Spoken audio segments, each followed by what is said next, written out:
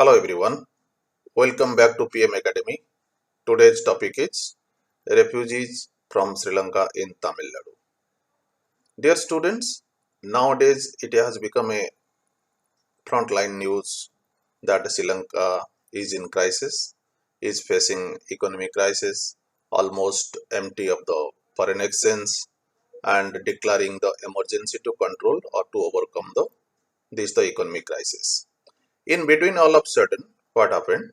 16 Sri Lankan Tamils, they reached on Rameswaram coast in the two batches on the March 22, 2022.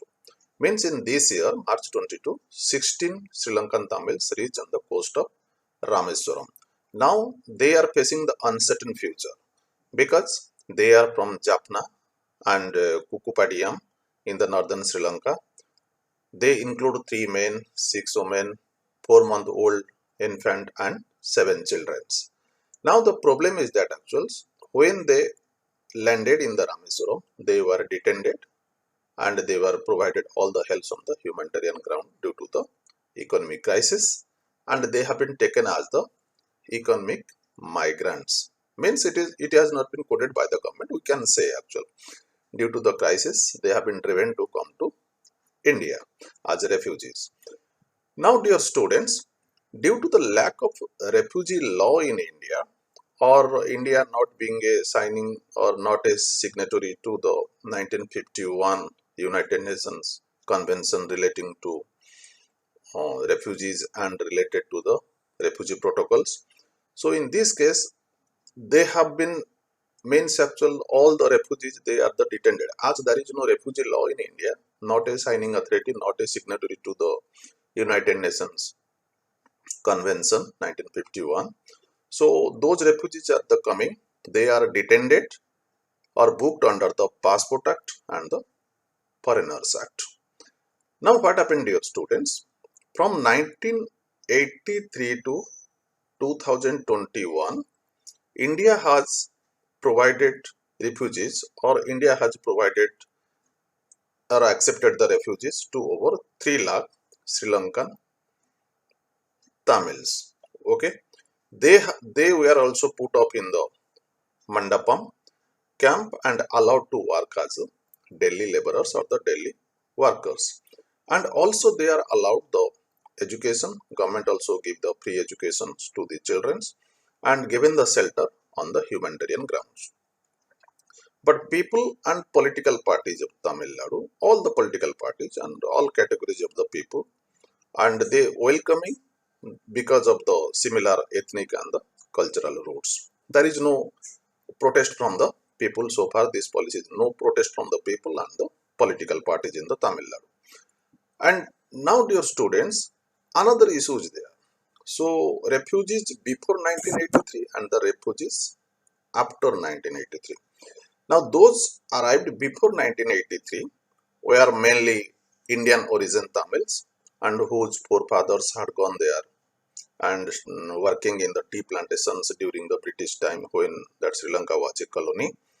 And when they arrived, it was around 9,75,000, but they were allowed to become or to choose the citizenship of their choice.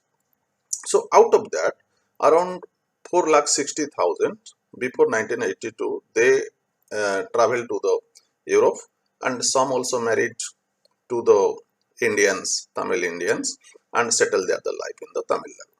But the real problem started 1983 onwards. If you see, we can see the three waves of the migrations after 1983.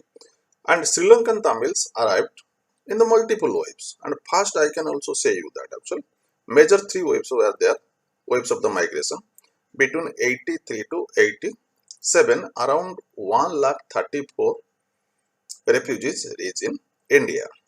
And particularly in the second wave, if I say you, 1990, around 1,22,000, they also came to the Tamil Nadu.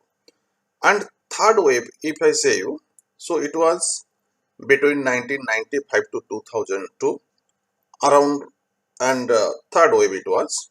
And also third wave was not the last one. Even this the migration continued in 2008 and 9, and also this the migration of the Tamil refugees continued in India or in Tamil Nadu until 2013. Now dear students, when this way the refugees are coming, that means till 2013 the migration was more, but recently only the 16 they have also reached due to the uh, you can say the economic, that means due to the economic crisis in the Sri Lanka. Now just I am giving you the another sides of the refugees in Tamil Nadu. Refugee life. So when that means there is no protest from the people, there is no protest from the political parties, or there is no oppose from the political parties. So they are settled in the camps, and all the helps are provided by the government, and many also work in hotels and other sectors, and many more also they work at the daily wage workers. Even the Tamil Nadu government, they have declared lot of the help on the humanitarian grounds, and even the state government benefit schemes are there for the Tamil refugees, and they are providing the financial assistance per month 1000 rupees to the elder persons of a particular family. Even the spouses financial assistance is provided to the spouses and having the children below 12 years. And also Tamil Nadu government is providing financial assistance for higher education Tamil refugees in Tamil Nadu. Now dear students, what happens and why this crisis is happening? Because Sri Lanka is a very small country. There is always an ethnic issue between the Sinhalese and the Tamils. Now the ethnic issue is settled down, means it is now moving the peaceful, but due to the pandemic and due to the lack of foreign reserve, that means we can say that actual government is incapable to handle the situations. And another factor is that actual this country is purely the, you can say, the import dependent and a tourism country, and that means most of the income comes from the tourism sectors.